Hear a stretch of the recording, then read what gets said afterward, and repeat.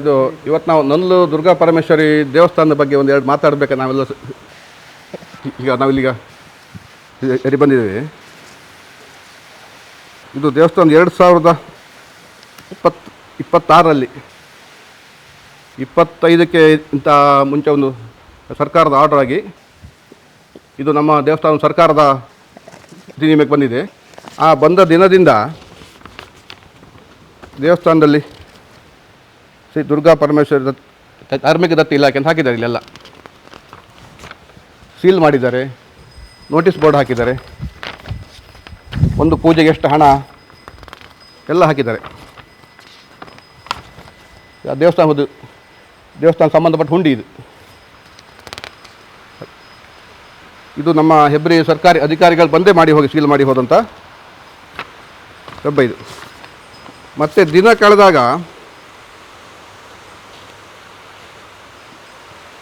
ಇದು ನಮ್ಮ 2026 ಎರಡನೇ ಫೆಬ್ರವರಿಯಲ್ಲಿ ಆರ್ಡರ್ ಆಗಿತ್ತು. ಟೋಟಲ್ ಒಂದು ಆರ್ಡರ್ ಎಂತ ಆಗಿದೆ ಅಂತ ಹೇಳಿದ್ರೆ 19-22ಕ್ಕೆ ಇದು ಲಾಸ್ಟ್ ಫೆಬ್ರವರಿಯಲ್ಲಿ ಒಂದು ಆರ್ಡರ್ ಆಗಿ ಸುಪ್ರೀಂ ಕೋರ್ಟಲ್ಲಿ ರಾಜ್ಯ ಹೈಕೋರ್ಟ್ನಲ್ಲಿ ಒಂದು ಆರ್ಡರ್ ಏನಾಗ್ತದೆ ಅಂತ ಹೇಳಿದ್ರೆ 19 ಮತ್ತು 22ನೇ ತಾರೀಕುವರೆಗೆ 19, 20, 23 ದಿವಸವರೆಗೆ ಹಬ್ಬ ಮಾಡಲಿಕ್ಕೆ ಇವರು ಸ್ವಂತ ಖರ್ಚಿಂದ ಮಾಡಬೇಕಂತ ಆರ್ಡರ್ ಆಗ್ತಾವೆ. ಸಾರ್ವಜನಿಕ ದುಡ್ಡು ಕಲೆಕ್ಟ್ ಮಾಡಲಿಕ್ಕಿಲ್ಲ. ಇವರು ಯಾರ ಕೈಲಿ ದುಡ್ಡು ಫಂಡ್ ತಗೊಂಡು ಕಲೆಕ್ಟ್ ಮಾಡಲಿಕ್ಕಿಲ್ಲ. ಇವರೇನು ಕೋರ್ಟ್ ಅಪೀಲ್ ಹೋಗ್ತಾರೆ, ನಮ್ಮ ಸ್ವಂತ ದೇವಸ್ಥಾನ ಹೋಗ್ಲಿಕ್ಕೆ ಹೋಗಿ ಟೋಟಲ್ ಒಂದು 3 ಇಯರ್ಸ್ ಬ್ಯಾಕ್ ಅದು ಸರ್ಕಾರದವರೇ ಬಂದು ಹಬ್ಬ ಮಾಡಿದ್ದಾರೆ. ಎಲ್ಲ ಲೆಕ್ಕಾಚಾರ ದುಡ್ಡು ಮಾಡಿ 4-5 ಲಕ್ಷ ದುಡ್ಡು ಸಹ ಫಂಡ್ ಇದ್ದಾರೆ ಅಲ್ಲಿ. ಅವರಿಗೆ ಆರ್ಡರ್ ಆದಾಗ ಅವರಿಗೆ 2 ದಿನ ಹಬ್ಬ ಮಾಡಲಿಕ್ಕೆ ಪರ್ಮಿಷನ್ ಸಿಗ್ತದೆ ಅವರಿಗೆ. ಸರಿ ಮಾಡ್ಕೊಳ್ಳಿ, ನಾವು ಸಾರ್ವಜನಿಕ ಯಾರು ಅದಕ್ಕೆ ಅವರಿಗೇನು ತೊಂದರೆ ಮಾಡಲಿಕ್ಕೆ ಸಹ ನಾವೇನು ಬರಲಿಲ್ಲ ಇರಲಿ. ಮತ್ತೆ ಬಂದಂಥ ದಿನಗಳಲ್ಲಿ ಏನು ಹಾಗೆ ಮಾಡಿದಂದರೆ ಪ್ರತಿ ನಮ್ಮ ಹಿಂದೂ ದೇವಾಲಯಗಳ ಒಂದು ದೇವಸ್ಥಾನಕ್ಕೆ ಒಂದು ಹುಂಡಿ ಅಂತ ಉಂಟು, ಎಲ್ಲ ದೇವಸ್ಥಾನದಲ್ಲೂ ಉಂಟು. ನಮ್ಮ ದೇವಸ್ಥಾನದ ಹುಂಡಿಯನ್ನು ಇವರು ಕಿತ್ತು ಬಿಸಾಡಿದ್ದಾರೆ. ಅದು ಯಾರಂತ ನಾವು ಇವತ್ತು ಹೇಳೋದಿಲ್ಲ, ಯಾಕಂದ್ರೆ ನಮ್ಮದು ಅದಕ್ಕೆ ಸಂಬಂಧಪಟ್ಟ ನಾವು ಎಲ್ಲರಿಗೂ ಕಂಪ್ಲೇಂಟ್ ಮಾಡಿದ್ದೇವೆ. ಈಗ ದೇವಸ್ಥಾನ ಹುಂಡಿ ಇಲ್ಲ, ದೇವಸ್ಥಾನ ಸರ್ಕಾರಿ ಬೋರ್ಡ್ಗಳಿಲ್ಲ, ರಿಸೀಟ್ ಇಲ್ಲ, ಪೂಜೆ ಮಾಡಲಿಕ್ಕೆ ಹೋದ್ರೆ ಯಾರಂತ ಕೇಳೋದಿಲ್ಲಿ. ಆ ಹುಂಡಿ ಒಂದು ಪತ್ತೆ ಹೆಚ್ಚು ಕೊಡಬೇಕು. ನಮ್ಮೊಂದು ದೇವಸ್ಥಾನಕ್ಕೊಂದು ಹುಂಡಿ ಬೇಕಂತ ನಾವು ಹೇಳೋದು ಅಷ್ಟೇ. ಎಲ್ಲ ಕಡೆ ಕಂಪ್ಲೇಂಟ್ ಮಾಡಿದ್ದೀವಿ, ಎಲ್ಲ ಡಿಪಾರ್ಟ್ಮೆಂಟ್ ಹೇಳ್ತಾರೆ ಬರ್ತೇವೆ ಅಂತ ಹೇಳ್ತಾರೆ. ಇವತ್ತಿನವ್ರಿಗೆ ಯಾರೂ ಬರಲಿಲ್ಲ ಇಲ್ಲಿಗೆ ನಿಮಗೆ. ಅದಕ್ಕೆ ನಾವೆಲ್ಲ ಸೇರಿ ಒಂದು ಸಾರ್ವಜನಿಕ ಒಂದು ನ್ಯೂಸ್ ಚಾನಲ್ TV ಹೋಗುತ್ತಲ್ಲ, ಹಂಗೇಳಿ ಅಷ್ಟೇ ಉದ್ದೇಶ ಬಿಟ್ಟು ಬೇರೆ ನಮ್ಮದೇನು ದೊಡ್ಡ ಉದ್ದೇಶ ಇಲ್ಲ. ಅಕಸ್ಮಾತ್ ದೇವಸ್ಥಾನ ಅವ್ರದ್ದೇ ಸ್ವಂತ ದೇವಸ್ಥಾನ ಆದರೆ ಕ್ಲೋಸ್, ಮತ್ತು ನಾವು ಇದಕ್ಕೆ ಯಾವುದಕ್ಕೆ ಬರೋದಿಲ್ಲ. ಅವ್ರದ್ದೇ ಮುಗೀತಲ್ಲಿ. ಸಾರ್ವಜನಿಕ ವಲಯದಿರುವ ದೇವಸ್ಥಾನಕ್ಕೆ ಹುಂಡಿ ಬೇಕೇ. ಒಂದು ದೇವಸ್ಥಾನ ಇಂಪ್ರೂವ್ಮೆಂಟ್ ಬೇಕು. 30 ವರ್ಷ ಆಯಿತು ಈ ದೇವಸ್ಥಾನಕ್ಕೆ ಯಾವುದೇ ಒಂದು ಸುಣ್ಣ ಬೆಳೆದಿಲ್ಲ. ಇದೇ ಲಾಸ್ಟ್ ಟೈಮ್ ಸರ್ಕಾರ ಆದ 8 ತಿಂಗಳಲ್ಲಿ ಎಲ್ಲ ಕೆಲಸ ಮಾಡಿ 8 ಲಕ್ಷ ಫಂಡ್ ಸಹ ಉಂಟರಲ್ಲಿ. ಇನ್ನು 8 ಲಕ್ಷ ಫಂಡ್ ಇದೆ. ಇವರು 40-50 ವರ್ಷದಿಂದ ಅದರಲ್ಲಿ ಏನು ₹1 ಫಂಡ್ ಇಲ್ಲ. ಖಾಲಿ ಒಂದು ಹಬ್ಬಕ್ಕೆ ಬರ್ತಾರೆ ಹೋಗ್ತಾರೆ ಅಷ್ಟೇ. ಅದಕ್ಕೆ ಯಾರು ಏನಂತಿಲ್ಲ. ಈ ದೇವಸ್ಥಾನಕ್ಕೆ ಸುಣ್ಣ ಹಾಕಿದ್ದು ಮೊನ್ನೆ ಲಾಸ್ಟಲ್ಲಿ, ಅದು ನಮ್ಮ ಸಾರ್ವಜನಿಕ ದುಡ್ಡಲ್ಲಿ ಹಾಕಿದ್ದೀನಿ. ಒಂದು CCTV ಇರಲಿಲ್ಲ, ಮತ್ತೊಂದು 2ನೇ CCTV ಹಾಕಿದ್ದಾರೆ ಮೊನ್ನೆ. ಈಗ ಎಲ್ಲ ಸರ್ಕಾರ ಇದನ್ನು ಮಾಡಿದ್ದು. ಇವತ್ತೊಂದು ಕಾಣಿಕೆ ಹಾಕಲಿಕ್ಕಿಲ್ಲ, ಪೂಜೆ ಮಾಡಲಿಕ್ಕೆ ಬಂದೇನಿಲ್ಲ. ಯಾರು ಸಂಬಂಧಪಟ್ಟ ಇಲ್ಲಿ ದೇವಸ್ಥಾನಕ್ಕೆ ಯಾರು ಬರ್ತಾರೆ, ನೀವು ದಯವಿಟ್ಟು ಅವನ್ನೆಲ್ಲ ಒಂಚೂರು ವಿಚಾರ ಮಾಡಿ. ನಮ್ಮ ಪೂಜೆ ಭಟ್ರು ಇದ್ದಾರೆ, ಅವ್ರ ತಂದು ಕೇಳಬೇಕು ಮಾಹಿತಿಯನ್ನು, ಎಲ್ಲಿ ಹೋಯ್ತು ಹಬ್ಬ ಅಂದೇಳಿ. ಈಗ ನಾವು ಬರೋದಿಲ್ಲ ಇಲ್ಲಿಗೆ. ನಾವು ಬಂದರೂ ವಾರಕ್ಕೊಮ್ಮೆ ಬರ್ಬೋದು, 2 ದಿವಸಕ್ಕೊಮ್ಮೆ ಬರ್ಬೋದು. ದೇವಸ್ಥಾನ ಭಟ್ರು ನಮ್ಮ ಪ್ರತಿದಿನ ಬರ್ತಾರಲ್ಲ, ಆ ಭಟ್ರಿಗೆ ಒಂದು ಮಾಹಿತಿ ಇರ್ತಾವೆ. ಅವಾಗ ಅವ್ರದ್ದೊಂದು ಮಾಹಿತಿ ಕೇಳ್ಕೊಂಡ್ರೆ ನೀವು ನಮ್ಮ ದೇವಸ್ಥಾನ ಇಂಪ್ರೂವ್ಮೆಂಟ್ ಆಗುತ್ತೆ ಅಷ್ಟೇ. ಮತ್ತೆ ಬಿಟ್ಟಿದ್ರಲ್ಲಿ ನಮಗೆ ಯಾವುದೇ ಉದ್ದೇಶಗಳು ಬೇರೆ ಇಲ್ಲ. ಆಸ್ತಿ ಬೇಕು, ನಮ್ಗೆ ಅಧಿಕಾರ ಬೇಕು, ಇದೇನು ಬೇಡ ನಮ್ಗೆ ಯಾರಿಗೂ. ಇಲ್ಲಿದ್ದು ಯಾರಿಗಾರು ಬೇಕಾದ್ರೆ ಹೇಳಿ, ಅಣ್ಣ ಯಾರಿಗೂ ಬೇಡ. ದೇವಸ್ಥಾನ ಇಂಪ್ರೂವ್ಮೆಂಟ್ ಆಗಬೇಕು ಅಷ್ಟೇ. ಒಂದು ಸುಣ್ಣ ಬಣ್ಣ ಎಲ್ಲ ಕಡೆ ಎಲ್ಲ ಊರಲ್ಲಿ ದೇವಸ್ಥಾನ ಇಂಪ್ರೂವ್ಮೆಂಟ್ ಆಗಿದೆ, ನಮ್ಮೂರಲ್ಲಿ ಆಗಲಿಲ್ಲ. ದೇವಸ್ಥಾನ ಸರ್ಕಾರಕ್ಕೆ ಹೋದ ಮೇಲೆ ಈ ಸುತ್ತಮುತ್ತೆಲ್ಲ ಕ್ಲೀನ್ ಮಾಡಿದೆ ಮೊನ್ನೆ ಒಂದು ಸರಿ, ನಾವೇ ಸಾರ್ವಜನಿಕ ಸೇರಿ ಎಲ್ಲ. ಅದಕ್ಕೂ ಕಂಪ್ಲೇಂಟ್ ಆಗಿದೆ. ಸರ್ಕಾರ ಜಾಗ ಮರ ಕಡ್ದಾರೆ, ಕಟ್ಟಿ ಕಡ್ದಾರಂತೆ.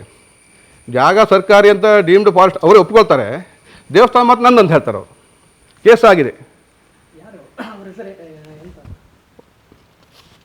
ದೇವಸ್ಥಾನ ಅವರು ಇದು ಶ್ರೀ ಮನೋರಮಾ ಶೆಟ್ಟಿ ಅಂತೇಳಿ, ಇದು ಶ್ರೀ ಮನೋರಮಾ ಶೆಟ್ಟಿ ಅಂತೇಳಿ. ಅವರು ಮತ್ತು ಅವ್ರ ಕುಟುಂಬದವರು. ಸರ್ಕಾರ ಕಾನೂನುಬದ್ಧವಾಗಿ ಕೋರ್ಟಲ್ಲಿ ಮತ್ತು ಕಾನೂನು ನಮ್ಮ ಧಾರ್ಮಿಕ ದತ್ತಿ ಇಲಾಖೆ ಪ್ರಕಾರ ದೇವಸ್ಥಾನ ಅವ್ರದ್ದೇ ಅಂತ ಹೌದಾದರೆ 100ಕ್ಕೆ 100 ನಮ್ಮದು ಏನು ವಾದಗಳಿಲ್ಲ. ಮುಂದೆ ನಾವು ಬಂದು ಕೈ ಮುಗಿದು ಹೋಗ್ತೇವೆ ಅಷ್ಟೇ. ನಮಗಾದ್ರೆ ನಾವು ಸಹಕಾರ ಮಾಡ್ತೀವಿ, ಇಲ್ಲ ನಾವು ಸೈಡಿಗೆ ಇರ್ತೀವಿ ಅಷ್ಟೇ. ಏನೂ ಆಗದೆ ಕೋರ್ಟ್ ಅವ್ರಿಗೆ ಏನು ಆದೇಶ ಮಾಡಿದೆ, 2 ದಿವಸ ಹಬ್ಬ ಮಾಡಬೇಕು, ಮತ್ತೆ ಪುನಃ ರೀತನಿಖೆ ಮಾಡಬೇಕಂತ ಆರ್ಡರ್ ಆಗಿದೆ. ರೀತನಿಖೆ ನಮಗೆಲ್ಲ ನೋಟಿಸ್ ಆಗಿದೆ, 2-3 ಬಾರಿ ನೋಟಿಸ್ ಮಾಡಿದ್ದಾರೆ. ರೀತನಿಖೆ ಆಗೋದವ್ರಿಗೆ ಕಾಯಬೇಕಲ್ಲ. ರೀತನಿಖೆ ಆಗಿ ಪುನಃ ಆಗ್ತಾಯಿಲ್ಲ, ಆರ್ಡರ್ ಬರ್ತಾ ಅವಾಗ ಇದು ಸರ್ಕಾರಕ್ಕಲ್ಲ, ಇದು ಅವ್ರ ಸ್ವಂತ ದೇವಸ್ಥಾನ, ಮುಗೀತಲ್ಲಿ. ಇಲ್ಲ ಸರ್ಕಾರದ ಅಂತೇಳಿ. ಊರಿನ ದೇವಸ್ಥಾನ ಊರಿಗೆ ಬೇಕಲ್ಲ, ನಾವು ಅಷ್ಟೇ ಹೇಳೋದು. ಊರಿನ ದುಡ್ಡು ಯಾರು ಮನೆಯಿಂದ ತಂದು ದುಡ್ಡು ಹಾಕಿಲ್ಲ, ಒಂದು ನಯಾ ಪೈಸೆ ಮನೆಯಿಂದ ಯಾರು ತಂದು ಹಾಕಿಲ್ಲ, ಊರಿನವ್ರದ್ದೇ ದುಡ್ಡು ಎಲ್ಲೋದು. 29 ವರ್ಷ ಹಿಂದೆ ದೇವಸ್ಥಾನ ಜೀರ್ಣೋದ್ಧಾರ ಮಾಡಿ ಎಲ್ಲ ಸೇರಿ ಮಾಡಿದೀವರೆಲ್ಲರೂ. ನೀವು ಮತ್ತೆ ನೋಡಿ ವೀಡಿಯೋ ನೋಡಿ, ಅಲ್ಲ ಅಲ್ಲಿ ಬೋರ್ಡ್ ಹಾಕಿದ್ದಾರೆ, ಯಾರು ಎಷ್ಟು ಲಕ್ಷ ಕೊಟ್ಟರು, 50,000 ಕೊಟ್ಟರು, ಎಲ್ಲ ಹಾಕಿದ್ದಾರೆ. ಇವ್ರ ಮನೆಯವ್ರ ಹೆಸರು ಯಾವುದೂ ಇಲ್ಲ ಅಲ್ಲಿ, ಎಲ್ಲ ಊರಿನ ಹೆಸರು ಇರೋದು. ಅದಾದಮೇಲೆ ಲೆಕ್ಕಾಚಾರ ಮಾಡುವಾಗ 2,80,000 ದುಡ್ಡು ಉಳಿದಿದೆ. ಆ ದುಡ್ಡು ತಗೊಂಡು ಹೋಗಿದ್ದಾರೆ ಅವರು. ಅದು ಬೇಜಾರಿಲ್ಲ, ಹೋಗಲಿ. ಮುಂದಾರು ಇಂಪ್ರೂವ್ಮೆಂಟ್ ಆಗಬೇಕಲ್ಲ, ನಾವು ಅಷ್ಟೇ ಕೇಳೋದು. ಇಂಪ್ರೂವ್ಮೆಂಟ್ ಮಾಡಿ, ಅವರೇ ಯಾವುದು ಅಡ್ಡಿಲ್ಲ, ದೇವಸ್ಥಾನ ಇಂಪ್ರೂವ್ ಆಗಬೇಕು. ಇದಕ್ಕೇನು ಬೇಕು, ನೀರಿನ ವ್ಯವಸ್ಥೆ, ಕಂಪೌಂಡ್ ವ್ಯವಸ್ಥೆ ಎಲ್ಲ, ಸುಣ್ಣ ಬಣ್ಣ ಎಲ್ಲ ಕಡೆ ದೇವಸ್ಥಾನ ದೊಡ್ಡ ದೇವಸ್ಥಾನ ಆಗಿದೆ, ಪೂರ ಇಂಪ್ರೂವ್ ಆಗಿದೆ. ನಮ್ಮಲ್ಲಿ ಏನೂ ಆಗೋದಿಲ್ಲ. ಮಾಡ್ಲಿಕ್ಕೆ ಬಂದವರು ಮಾಡೋಕ್ಕೆ ಬಿಡೋದಿಲ್ಲ, ಇವ್ರು ಮಾಡೋದಿಲ್ಲ. ಇವ್ರು ಮಾಡಬೇಕಲ್ಲ, ಮಾಡುವವರಿಗೆ ಬಿಡಬೇಕು. ನಾಟ್ಪಾಲ ಗ್ರಾಮಕ್ಕೆ ಏನೋ ಶಾಪವೇನೋ ಏನು ಕೇಳಿದರೆ, ಇಲ್ಲಿ ಆಂಜನೇಯ ದೇವಸ್ಥಾನ ಉಂಟು ಮೇಘದ್ದಿದ್ದು. ನಾನೊಂದು 22 ವರ್ಷದಿಂದ ಅಲ್ಲಿ ಒಂದು ಪೂಜೆ ಕೊಡ್ತಿದ್ದೆ. 22 ವರ್ಷದಿಂದ ಸಂಕ್ರಮಣ ಪೂಜೆ. ಮೊನ್ನೆಯೂ ಜೂನ್ 15ಕ್ಕೆ ಸಂಕ್ರಮಣ ಪೂಜೆ ಕೊಟ್ಟಿದ್ದೇನೆ, ಪ್ರಸಾದ ಕೊಡಲಿಲ್ಲ. ಇದಕ್ಕೇನು ಹೇಳಬೇಕು, ನಾಟ್ಪಾಲ ಗ್ರಾಮಕ್ಕೆ ಶಾಪ ಒಂದೇನೋ ಇರಬೇಕು. ಇದು ಅಷ್ಟೇ ಬ್ರಹ್ಮಕಲಶ ಆಗದೀಗ 10-30 ವರ್ಷ ಆಯ್ತು, ಈಗ ಆಗಬೇಕಿತ್ತು.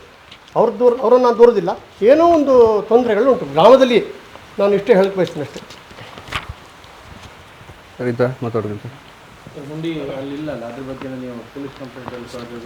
ಪೊಲೀಸ್ ಕಂಪ್ಲೇಂಟ್ ಕೊಟ್ಟಿದ್ದೇವೆ, AC ಕೊಟ್ಟಿದ್ದೇವೆ, ಧಾರ್ಮಿಕ ದತ್ತಿ ಇಲಾಖೆ ಕೊಟ್ಟಿದ್ದೇವೆ, ಎಲ್ಲ ಇಲಾಖೆಗೆ ಹೋಗಿದೆ ಕಾನೂನು. ಇದುವರೆಗೆ ಪತ್ತೆ ಆಗಲಿಲ್ಲ. ಇನ್ನು ಲಾಸ್ಟ್ ಲೋಕಾಯುಕ್ತ ಒಂದು ಬಾಕಿ ಇದೆ. ಮತ್ತು ಇವ್ರದ್ದೆಲ್ಲ ನಿಮ್ಮ ಹತ್ರ ಒಂದು ಕೇಳಿ ಮಾಹಿತಿ ಕೊಟ್ಟೊಂದು ಮತ್ತೆ ಪುನಃ ಲೋಕಾಯುಕ್ತ ಕೊಡುವಂತ ನಾವು ತೀರ್ಮಾನ ಮಾಡಿದ್ದೇವೆ. ಅದು ಆಗದಿದ್ದರೆ ಮತ್ತೆ ಮುಗೀತು ಅಷ್ಟೇ. ಮತ್ತೆ ದೇವಿ ಇದ್ದಾಳೆ, ನಾವು ನೋಡ್ದು ನಮ್ಮ ಪ್ರಯತ್ನ ಮಾಡೋದು. ಏನೂ ಆಗಿಲ್ಲ, ಏನೂ ಆಗಿಲ್ಲ. ಯಾವುದು ಅಲ್ಲ ಉಂಟು, ಲಿಸ್ಟ್ ಉಂಟು, ನಮ್ಮ ಹತ್ರ ಉಂಟೆ. ಕಾಪಿ ಎಲ್ಲ ಇದೆ, ಎಲ್ಲ ಸೀಲ್ ಹಾಕಿ ಕೊಟ್ಟಿದ್ದಾರೆ ನಮ್ಮದು. ನಾವು ಕೇಸ್ ಕೊಟ್ಟಿದ್ದಕ್ಕೆ ನಮ್ಮ ಹತ್ರ ಉಂಟು. ಹೌದೌದು. ಈಗ ನಾವಲ್ಲ ಕಂಪ್ಲೇಂಟ್ ಕೊಟ್ಟಿದ್ದಕ್ಕೆ ನಮ್ಮ ಹತ್ರ ಎಲ್ಲ ದಾಖಲೆಗಳಿವೆ. ಅದ್ರ ಮೇಲೆ ಫರ್ದರ್ ಅವರು ಇನ್ನೂ ಏನು ಆ್ಯಕ್ಷನ್ ಮಾಡಲಿಲ್ಲ.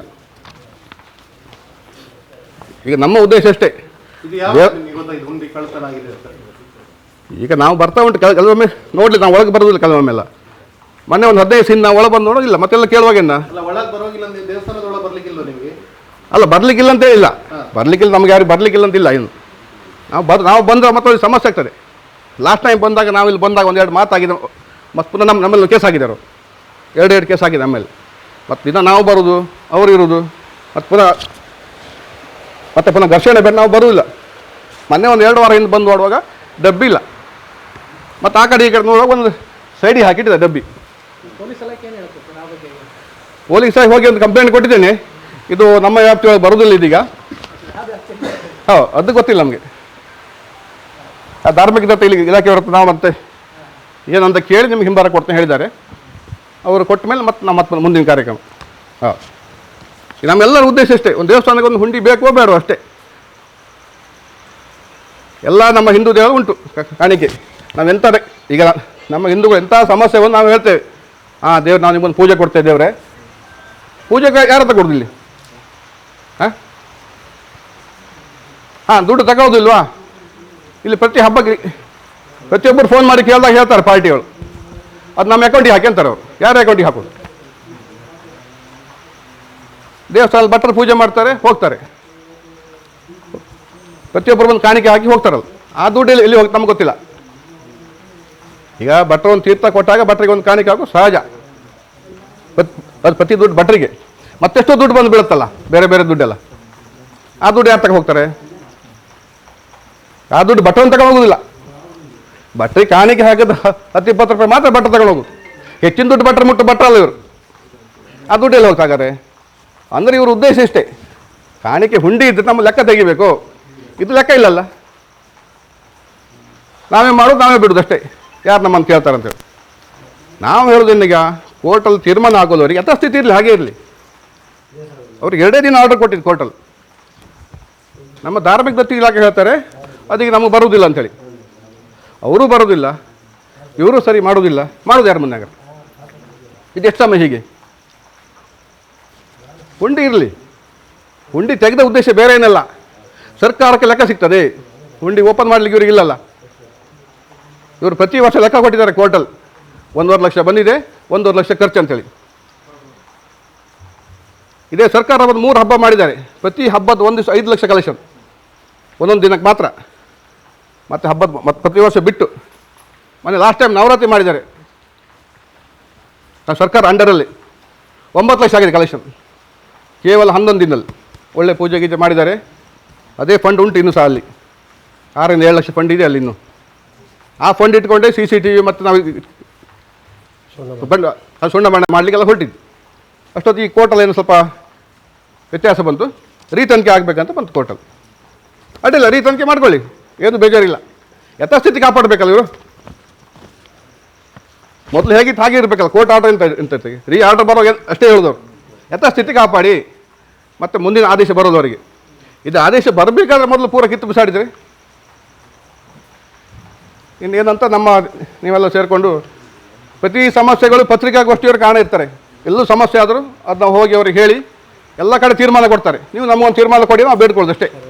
ಲೆಕ್ಕಾಚಾರ ಮಾಡ್ಕೊಂಡು ಹೋಗಿ ಸೀಲ್ ಮಾಡಿ ಹೋಗಿದ್ದಾರೆ.